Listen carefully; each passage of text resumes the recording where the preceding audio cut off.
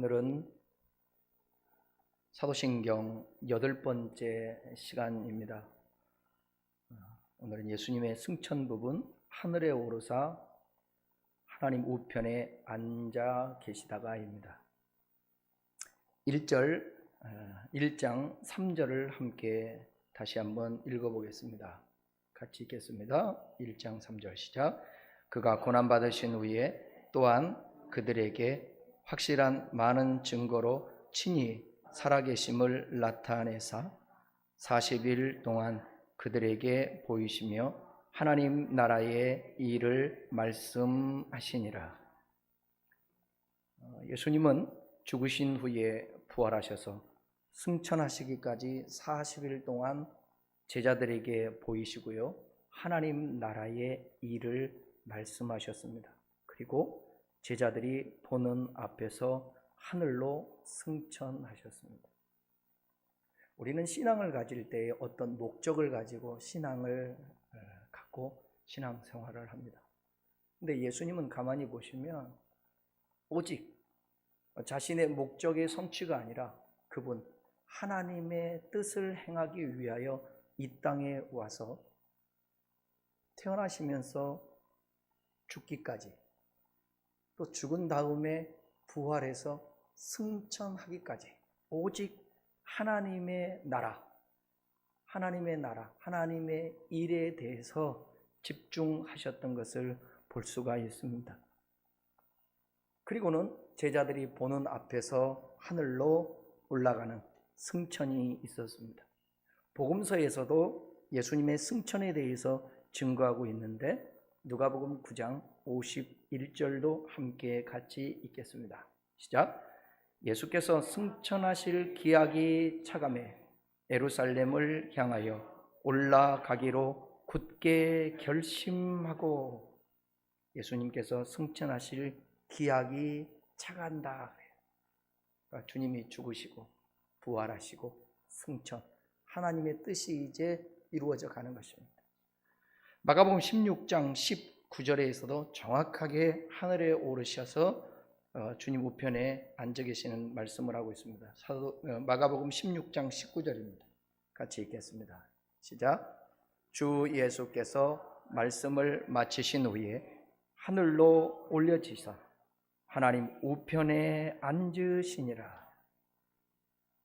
예수님의 승천은요, 역사적 사실입니다. 구약성경 창세기하고 열왕기 하에 보면 하나님의 사람 노아, 엘리야가 승천한 기록이 있습니다. 이것은 훗날 예수님의 승천을 염두에 하시고 하나님의 종들을 승천케 하셨던 것입니다. 예수님의 승천은요, 사람들이 만들어낸 이야기가 아닙니다. 만약에 사람들이 만들어낸 이야기라면 예수님이 십자가에 죽으실 때에 자기들에게 피해가 올까봐 뿔뿔이 다 흩어지기까지 했는데 한 사람도 아니고 제자들이 목숨을 걸고 순교까지 했겠습니까? 그러니까 거짓이 아닌 거예요. 예수님의 죽으심과 부활은 사실이고 예수님의 승천까지도 사실입니다. 그러니까 그 승천을 보면서 제자들, 또 성령을 충만함을 받은 이후에 그들은 이제 하나님의 아들이신 예수, 메시아이신 예수, 그분이 왜 이 땅에 오셨는지, 왜 죽으셨는지, 부활했는지, 승천했는지를 정확히 알게 되었습니다. 그러고 나서 이제 그토록 아끼던, 의리 없이 예수님을 배반하고 떠나가 버렸던 제자들이지만 예수님의 승천을 본 이후에는 믿음이 생겨 성령이 충만하여 죽기까지 하는 그런 역사가 있게 됐습니다. 그러니까 예수님의 이 부활 승천은 사람이 만들어낸 얘기가 아닌 거죠. 예수님께서 구름에 휩싸여 하늘로 올라가신 모습은 하나님이신 예수님께서 동정녀 마리아를 통해 인간이 되어 탄생하신 사실만큼이나 신비한 일입니다. 이 세상에 신비하게 오신 예수님께서는 신비하게 세상을 떠나가셨고, 또한 재림 때에도 천군 천사와 함께 심판주로 신비하게 오실 것입니다. 그래서 예수 그리스도의 나심에서 승천까지는 모두 다 사람이 이해할 수 없는 그런 신비적인 것입니다. 그것이 우리가 말씀을 통하여서 믿어지니 축복이 아닐 수가 없습니다. 승천은 예수님의 부활이 단순하게 죽었던 모든 사람들의 그런 어떤 모습 그대로의 몸으로 다시 산 것이 아님을 증명하고 있습니다. 그 몸은 이 땅에 다시 매일 몸이 아니라 신령한 몸으로 죽으셨다 부활하셨습니다.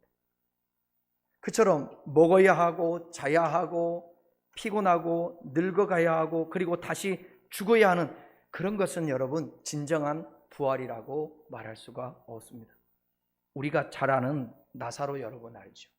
나사로가 죽었다가 다시 살아난 것, 이것도 부활이라고 말하는데 이 부활은 예수님의 부활 차원과 다릅니다. 얼핏 생각하면 죽었다 살아난 나사로는 행복한 사람인 것 같지만 꼭 그렇지도 않은 것 같습니다. 여러분, 그가 다시 산 몸은 죽기 전의 몸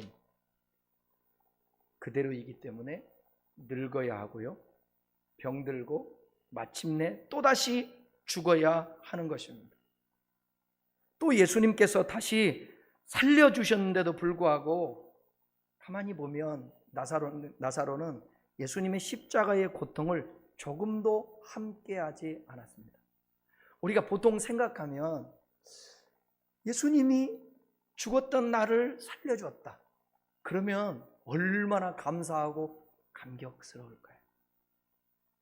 근데 예수님이 십자가를 지고 골고다 언덕에 갈 때에 여러분, 누가 십자가를 예수님이 힘들어서 쓰러지고 넘어지니까 대신 십자가를 졌죠? 구레네 시몬 아닙니까? 제자들 다 그토록 주님과 동거동락했던 그들 떠나갔습니다. 죽었다가 살아났던 나사로, 상식적으로 우리 생각 같으면 저분이 나를 살려줬지, 저분은 메시아야, 죽어도 살게 하시는 그분이야, 없는 것도 있는 것 같이 하시는 그분이야, 그걸 믿고 예수님의 고통에, 예수님의 그 십자가 고난에 아마도 동참해야 했을 것입니다. 그런데 나사로는 그렇게 하지 않았습니다. 저는 기적보다 중요한 것은 하나님의 사랑과 은혜를 깨닫고 마음에 간직하는 것입니다. 신앙생활은 세상에 여기에 천년만년 살 것 같고 우리 이름 석자 드러내서 그리고 나의 욕망을 채우기 위해서 신앙생활하는 것이 아니고, 가면 갈수록 깨닫는 게 뭐냐? 낮은 자리, 그리고 항상 나를 비우는 것, 항상 내려놓는 것. 그렇게 우리가 신앙생활을 추구하며 거기에 목적을 두고 신앙생활하지 아니하면 사람은 한도 끝도 없이 늘 언제나 기적을 쫓아가려고 하는 것입니다. 우리는 예수님을 만나고 나서 주님께서 베풀어 주신 은혜가 너무 크기 때문에 우리는 간증도 하고 하나님이 나를 이렇게 축복하셨다라고 전해야 합니다. 그러나 그거보다 더 근본적으로 중요한 우리의 마음과 입술에서 증거되어야 될 것은 뭐냐? 한없는 그 하나님 아버지의 사랑, 그분의 은혜, 나와 함께 하시고 나를 책임져 주시고 인도하시는 그분, 그 예수를 드러날 뿐입니다. 우리가 간증을 잘못하게 되면, 기적을 경험했다, 축복을 받았다 간증을 하게 되면 사람들은 그 축복을 주신 주님보다 그 축복 자체에 관심을 갖게 되었습니다. 그리고 나서 이제 예수는 뭐냐? 이 축복을 주시는 주님이기 때문에 내가 축복을 성취하기 위한 수단으로 여기게 되는 것입니다. 이것은 신앙 같지만 신앙이지 않은 이미테이션, 가짜 신앙일 수 있습니다. 이거는 언제 보면 나타나느냐? 어려움 당할 때, 힘들 때, 내 뜻대로 안 될 때, 주님의 고난에 동참해야 될 때 그것이 훤히 드러나게 된다는 것입니다. 여러분, 죽었다가 살아난 나사로가 얼마나 기뻤고 방방 뛰었겠어요. 근데 그 은혜 잠시 잊어버리고 예수님 십자가에 못 박힐 때 그곳에 함께 하고 있지 않았다라고 생각이 되어질 때 우리가 추구해야 될 게 뭐냐? 죽고 살고 있고 없고 거기에 늘 언제나 기뻐하고 울고불고 즐거워하고 낙심하고 그럴 이유가 없다라는 거예요. 근데 육신의 옷을 입고 살고 땅을 밟고 살기 때문에 그럴 수밖에 없지만 우리는 그것을 초월하면서 신앙생활을 해야 된다는 거예요. 그러기에 오늘 하늘에 오르사 하나님 우편에 앉아 계시고 이 말씀이 여러분 마음판에 깊이 새겨질 수 있는 그 축복의 역사가 있기를 바랍니다. 예수님의 부활만이 우리가 바라는 부활이며 참 부활입니다. 부활은 승천이 있으므로 그 성격이 증명됩니다. 승천은 참 부활의 뜻을 우리에게 온전하게 가르쳐주고 있는 것입니다. 사도신경에서 우리는 예수님이 하늘로 오르셨다고 고백을 합니다. 사도행전 오늘 읽었던 1장 9절에서 11절을 다시 한번 보십시다. 정확하게 승천 부분이 나오고 있습니다. 시작. 이 말씀을 마치시고 그들이 보는데 올려져 가시니 구름이 그를 가리어 보이지 않게 하더라. 올라가실 때에 제자들이 자세히 하늘을 쳐다보고 있는데 흰 옷 입은 두 사람이 그들 곁에 서서 이르되 갈릴리 사람들아 어찌하여 서서 하늘을 쳐다보느냐? 너희 가운데서 하늘로 올려지신 이 예수는 하늘로 가심을 본 그대로 오시리라 하였느니라.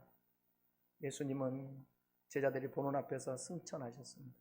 그 승천하신 예수님이 그것으로 끝나지 아니하시고 그 주님이 반드시 이 땅에 재림 심판하시러 이 땅에 재림하신다는 것입니다. 예수님은 제자들에게 성령이 오실 것을 말씀하시고는 제자들이 보는 가운데 올라가셨고 구름이 그분을 가려 보이지 않게 되었습니다. 이 장면은 우리의 상상력을 자극하죠. 예수님이 서서히 하늘로 올라가시다가 구름보다 높은 곳으로 가시면서 눈에서 벗어나는 장면이 우리 머릿속에 그려집니다. 물론 예수님은 분명 하늘로 올라가셨습니다. 하지만 사도행전에서 말하는 하늘이라는 장소, 여기서부터 잘 들으셔야 돼요. 하늘이라는 장소, 올라가셨다라는 동작, 구름이 가렸다라는 현상은 단순히 일어난 일에 대한 묘사가 아닙니다. 유대인들에게요, 하늘은 그들의 인식을 초월하는 장소였습니다. 그러니까 땅을 살아가는 인간이 닿을 수 없는 곳, 하나님의 능력과 영광이 있는 곳, 유대인들의 하늘은 실제적인 장소이면서도 동시에 초월적인 장소예요. 우리 한국교회의 신앙인들의 이 약점이 이겁니다. 자꾸 실제적인 장소, 보이는 것, 그런 현상에 우리는 치중을 하는데 유대인들은 하늘하면 초월적 장소로 생각했어요. 요즘 현대에 와서 많은 사람들은 하늘을 공간, 대기권, 어떤 성층권, 그리고 그 너머 우주 어떤 공간으로 자꾸 이해하는데, 그러니까 하늘로 올라가셨다는 말은 물리적인 공간만으로 생각하는 겁니다. 때로는 과학의 발달이 오히려 사람의 이 상상력과 어떤 영적인 감각을 더욱 축소하는 그런 생각이 들기도 합니다. 과학은 인간의 삶과 창조 세계의 진리를 오감의 영역에만 국한시켜버리죠. 보이고 만지고 느껴지는 것, 그것만 사실로 여기는 것. 하지만 우리의 편견과 달리 고대인들은 오히려 그들은 오감을 넘어서서 영적 세계에 대한 감각이 있었다라는 것입니다. 예수님 당시 유대인들에게 하늘은 눈에 보이는 곳 너머에 있는 다른 차원의 하나님의 영광이 있는 곳, 그것을 하늘이라고 생각했습니다. 그들에게 예수님이 하늘로 올라가셨다는 말은 뭐냐? 푸른 창공을 날았다는 말이기 전에 예수님께서 하나님의 영광에 이르셨다고 고백한다는 것이죠. 그래서 올라가셨다는 말은 공간의 이동을 말하는 것이기도 하지만 예수님께서 다시 하나님의 자리로 올라가신 것, 그분이 최고의 영광의 자리로 높아지신 것을 말하는 것입니다. 구름이 가렸다는 말도 마찬가지인데 구약성경이나 복음서에 보게 되면 구름은 일관되게 하나님의 나타나심, 신학적인 용어로 하면 하나님의 현현이라고 얘기하는데요, 하나님의 임재를 눈으로 보여줄 때에 구름이 등장합니다. 예를 든다면 광야 사막에서 하나님께서 이스라엘과 함께 하실 때 구름 기둥을 통해 하나님의 함께 하심을 보여줬죠. 시내산에서도 언약을 주실 때에 구름으로 자신이 그 산에 임하심을 보여줬습니다. 신약 성경에서는 여러분이 잘 아는 변화산에서 예수님께서 변모하셨을 때에 하나님께서 구름 속에 임하셔서 예수님께서 자신의 아들임을 말씀하셨습니다. 성경 마가복음 9장 7절을 보시면 알 수 있습니다. 시작. 마침 구름이 와서 그들을 덮으며 구름 속에서 소리가 나되 이는 내 사랑하는 아들이니 너희는 그의 말을 들으라 하시는지라. 변화산에서 하늘의 음성이 들렸던 것입니다. 그때 구름 가운데, 구름 속에서. 그러니 예수님이 하늘로 올라가시는데 구름이 가렸다라는 말은 예수님께서 하나님의 자리까지 높아지셨고 성부 하나님께서 성자 예수님을 품으셨다, 영광의 자리에 받아들이셨다, 그렇게 우리가 생각해야 된다는 겁니다. 제자들은 예수님이 승천해 보면서 예수님께서 공생애 동안에 가르쳐 주시고 말씀하셨던 것들이 주마등처럼 지나가면서 하늘 경험을 하게 되었습니다. 여러분, 하늘 경험이 뭡니까? 우리도 하늘 경험을 해야 되거든요. 이 땅에 살지만 그래야 늘 땅의 것을 생각하지 않고 위의 것을 생각하면서 이 땅의 지체를 죽일 수 있거든요. 이 땅에서 작동하는 권세, 권력, 돈, 명성, 지식 등을 넘어서는 하늘의 나라가 있다라는 것을 아는 것입니다. 이것이 하늘 경험입니다. 그래서 사도들은 하나같이 수많은 박해를 받으면서도 하늘로 올라가신 예수 그리스도를 증언했다는 거예요. 고린도후서 11장과 12장에 보게 되면 사도 바울은 자신의 하늘 체험을 말하면서 이렇게 고백을 합니다. 고린도후서 11장 10절입니다. 읽겠습니다. 시작. 그러므로 내가 그리스도를 위하여 약한 것들과 능욕과 핍박과 박해와 권고를 기뻐하노니 이는 내가 약한 그때의 강함이니라. 3층 장을 본 다음에 고백하는 거예요. 이것이 바로 증인된 삶입니다. 예수님께서 올라가시면서 보여주신 하늘에 속한 나라, 하나님이 왕된 나라가 있음을 알기 때문에 세상의 가치를 따르지 않고 하늘의 가치로 살아갈 수 있는 것입니다. 예수 믿으면 돈 많이 번다, 예수 믿으면 자식이 잘 된다, 예수 믿으면 성공이 온다는 말로 복음을 전한다면 죄송하지만 이 땅의 가치를 위해 예수를 믿으라는 소리니 이건 참된 복음 증거가 아닙니다. 제가 과합니까? 살아보니까, 신앙을 고민하면서 깊이 성경을 보고 주님과 묵상해 보니까 그런 것들은 제가 말씀하셨죠. 바라크의 복을 받게 되면, 바라크의 복, 하나님이 이 세상에 나를 존재케 했어, 하나님의 목적대로 내가 살아야 되는 것이 나의 본분이야. 나 같은 존재를, 티끌 같고 먼지 같은 존재를 하나님이 이 땅에서 나를 살 수 있도록 은총을 베풀어 주셨다. 이게 바라크의 복이에요. 이 복을 받고 살아가면 우리가 살아가는 삶의 현장에서 하나님은 그 필요를 부족함이 없도록 내가 죄인의 길에 서지 않고 오만한 자리에 앉지 않고 하나님의 말씀을 묵상하며 그분과 깊은 교제에 있으면 하나님이 시절을 쫓아 과실을 맺게 해주는 거예요.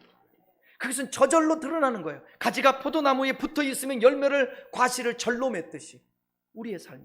그러니까 우리가 주장할 것은 뭐냐? 열매가 아니에요. 그분과의 붙어 있음, 그분과 사귐. 아멘. 예수는 우리의 죄를 위해 죽으셨고 살아나셔서 하나님의 영광에 이르르셨다. 우리도 예수를 믿으면 죄와 사망을 이기고 하나님의 자녀가 되어 이제 그분의 주되심을 인정하고 그분과 하나 되어 새로운 삶을 살 수 있다라는 그런 고백, 그런 말, 이것이 참된 복음 증거인 것입니다.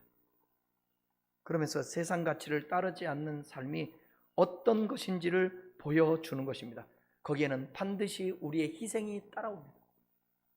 타협하지 않고 올곧게 가고. 쉽지 않죠. 우리 쉽지 않죠.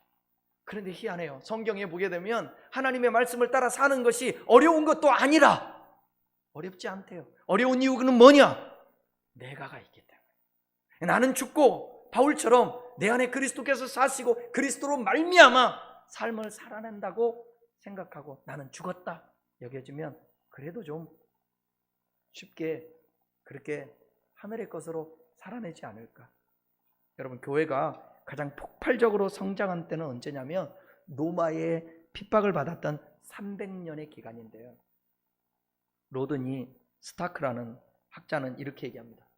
3세기 동안 기독교가 10년마다 40%씩 성장했다. 그 당시는 로마에서 예수 믿으면 온 집안이 망하는 때였어요. 그런데 어떻게 이런 폭발적 성장을 이뤘을까?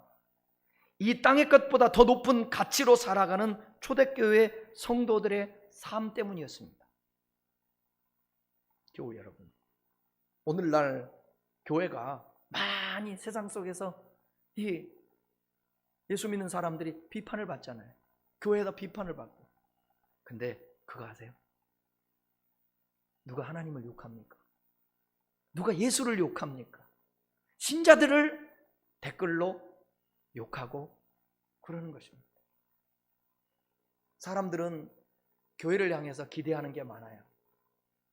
그러니까 댓글로 욕도 하고 그러는 겁니다. 그런 거 우리 개의치 말고 하나님의 말씀이 주님의 은혜를 받고 내 안에 계신 그 주님과 부활의 소망을 가진 나, 그렇기 때문에 하늘의 가치를 가지고 이 땅을 살아간다고 한다면 저절로 우리 안에서 예수님의 향기가 날리지 않을까요?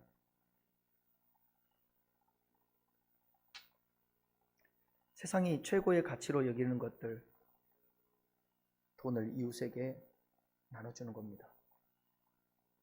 권력을, 세상은 돈이나 이 권력을 갖다가 자꾸 탐하는데 우리는 그걸 탐하지 않고 정의롭고 정직하고 명예보다 신앙을 소중히 여기는 모습을 보고 사람들은 진리에 관해 궁금해했고 복음을 듣고 영접했던 것입니다. 반면 기독교가 완전히 타락한 중세는 교회가 앞장서서 이 땅의 가치를 따르면서 교회와 세상의 구분이 없어졌기 때문에 유럽의 모든 사람들이 태어나면서부터 여러분 기독교인이었어요. 교회가 그렇게 많았지만 종교 개혁을 할 수밖에 없었어요. 참된 교회를 회복하려 종교 개혁이 일어난 것입니다. 그러나 개혁된 프로테스탄트 저항해서 개혁한 교회가 이제 세속화가 되면서 다시 제2의 종교 개혁을 해야 할 때가 되었습니다. 사랑하는 교우 여러분, 하늘 경험을 하여야 합니다. 그래야 우리가 초월적인 삶을 살 수 있습니다. 예수님은 우리에게 하나님 나라를 소망하며 살라고 승천하신 것입니다. 불신자는 오직 이 땅의 가치에 집중하느라고 하늘의 눈길 한번 주지 못하는 사람입니다. 그러나 참된 신자는 하늘에서 온 세상을 다스리시는 하나님을 알기 때문에 땅의 가치를 비웃을 수 있는 용감한 자인 것입니다. 쉽지는 않습니다. 주님과 함께하는 만큼, 주님으로 충만한 만큼, 성령 충만한 분량만큼 그렇게 살 수 있어요. 그러니까 우리 요동치는 시시때때로 환경에 따라 연약해 변해가는 우리들이 날마다 주님께 집중하지 않고 깨어있지 않으면 정말 쉽지 않은 그런 이야기들이라는 것입니다. 하나님의 우편에 앉으셨다고 그러잖아요. 하늘에 오르사 하나님 우편에 앉으셨. 그러니까 예수님이 승천해서 하나님 우편에 앉으신 것에 대해서 구약 성경은 다음과 같이 예언하고 있습니다. 시편 110편 1절입니다. 같이 읽겠습니다. 시작. 주께서 내 주에게 말씀하시기를 내가 내 원수로 내 발등상 되게 하기까지 너는 내 우편에 앉았으라 하였도다. 이 말씀의 참 뜻을 깨달은 사도 베드로는 오순절 성령이 충만하여 예루살렘에 있는 무리들에게 설교하면서 다윗은 하늘로 올라가지 못했는데 그가 예언한 것은 메시아에 대한 예언이고 이것이 예수님으로 말미암아 이루어졌다고 증언을 합니다. 그 성경이 사도행전 2장 34절 35절입니다. 읽어보십시다. 시작. 다윗은 하늘에 올라가지 못하였으나 친히 말하여 이르되 주께서 내 주에게 말씀하시기를 내가 내 원수로 내 발등상이 되게 하기까지 너는 내 우편에 앉아 있으라 하셨도다 하였으니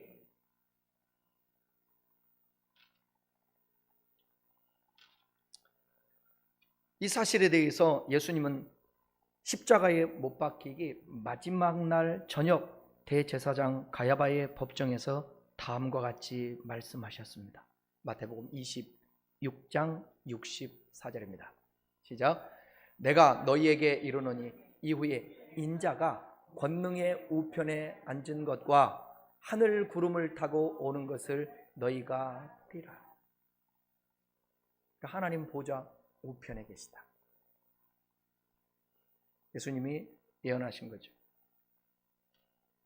또 제자들도 이 사실을 갖다가 증언했는데 베드로는 이렇게 얘기합니다. 베드로전서 3장 22절 말씀 읽습니다. 저는 하늘에 오르사 하나님 우편에 계시니 천사들과 권세들과 능력들이 저에게 순복하니라. 육신의 옷을 입고 사람의 모양으로 오셨던 그 주님이 다시 부활 승천하셔서 권능의 자리에 회복하여 이 땅을 완전히 통치하는데 여기 하늘에 오르셔서 하나님 우편에 앉으셨다는 말은 뭐냐? 예수님이 이 세상을 다스리고 계시다라는 것입니다.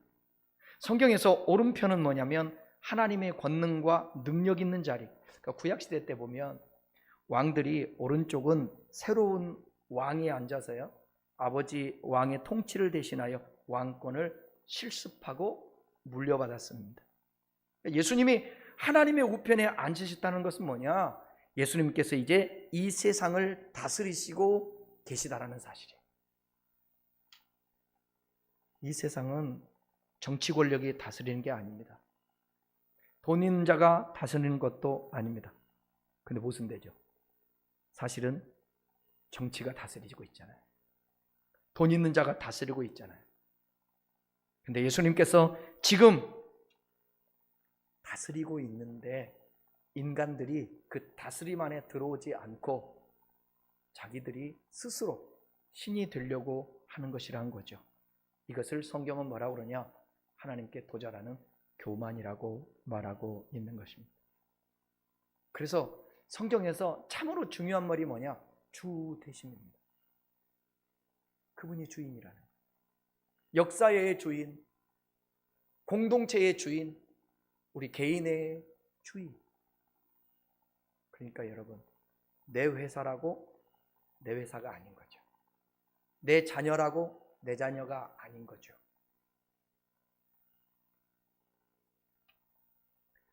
예수님의 그런 어떤 왕되심, 그래서 내 삶의 영역에, 내 삶의 자리에 왕이신 예수님이 나를 다스리고 통치한다고 한다면, 직장은 우리 생계의 위지를 위해 돈 버는 곳이기도 하지만 그 일을 정직하게 수행해서 우리의 이웃을 돕는 것이 목표가 되는 것입니다.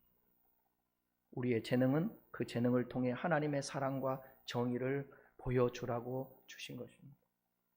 우리 큰나무 교우 여러분, 대단한 일을 하고 나가서 꼭 하나님의 말씀과 성경을 전하고 선교를 나가고 그래야만이 하나님의 일이 아니라 나에게 주어진 삶의 현장에서, 그것이 어디 가서 입 밖에도 예수 예자도 낼 수 없는 그런 상황이라 할지라도 주님 내 안에 계심을 믿으며 나의 주어진 일을 정직하게, 성실하게, 바르게, 좀 힘들어도, 좀 고달퍼도 나는 왜 이렇게 살아야만 되는가?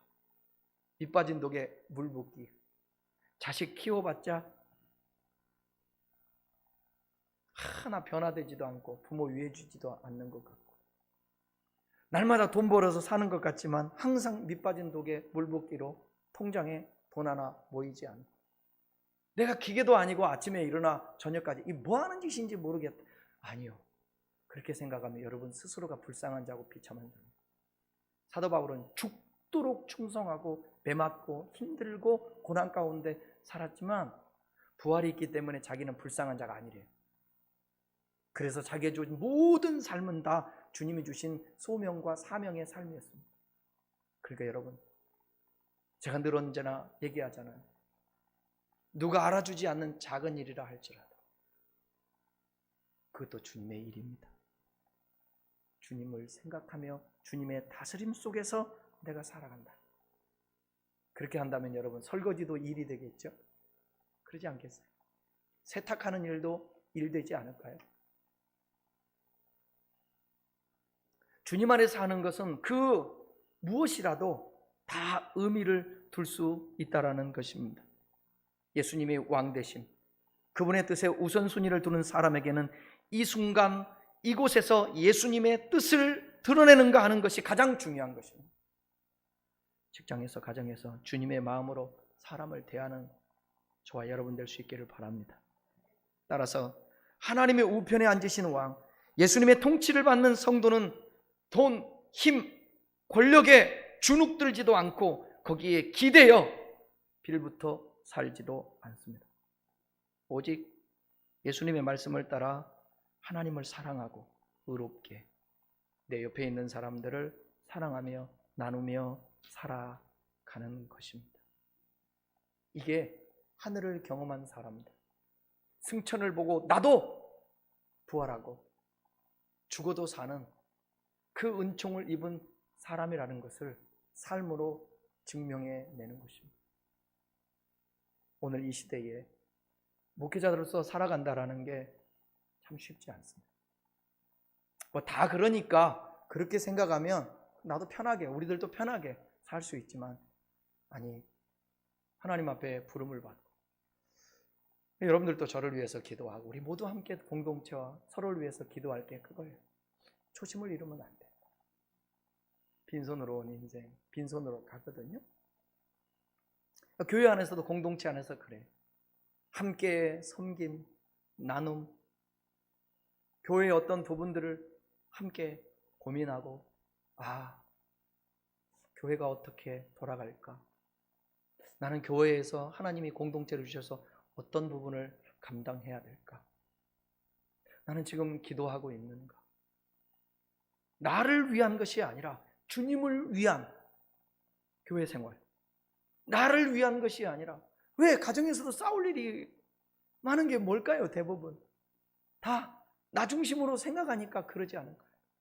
우리 모두 다 누군가는 희생을 해야 누군가가 그 희생의 대가를 받을 수 있으니, 저와 여러분이 먼저 깨달은 사람, 왜 나만 그래야 돼가 아니라 먼저 깨달은 사람이 내가 변화되고 내가 사랑하고 내가 품고 내가 조금 손해보고 희생함으로 말미암아서 공동체가 세워지고 가정이 세워지고 내 옆에 있는 사람들이 세워지는 그런 역사가 있으면 좋겠습니다. 정말 말하기는 쉬워도 삶으로 살아내기 힘든 것이 돈, 권력, 사람과의 관계입니다. 그러니까 우리는 매일매일마다 하나님 앞에 기도해야 됩니다. 하늘에 오르시어 권능의 자리에 있어 우리를 통치하시는 주님, 제 마음을 날마다 통치해 주십시오. 제 마음을 날마다 다스려 주십시오. 자랑하고 싶은 마음, 드러내고 싶은 마음, 인정받고 싶은 마음, 주장하고 싶은 마음, 내가 다스리고 싶은 마음, 그런 거에서 자유할 수 있도록 도와주십시오. 잘나지 않은 사람들 보면서 뭐가 잘났다고 그래, 그러지보다 그냥 봐주고 또 살아가고. 오늘 왜 제가 이렇게 살기는 쉽지 않지만 이렇게 얘기하는지 정말 쉽지 않습니다. 그래서 여러분 훈련을 해야 됩니다.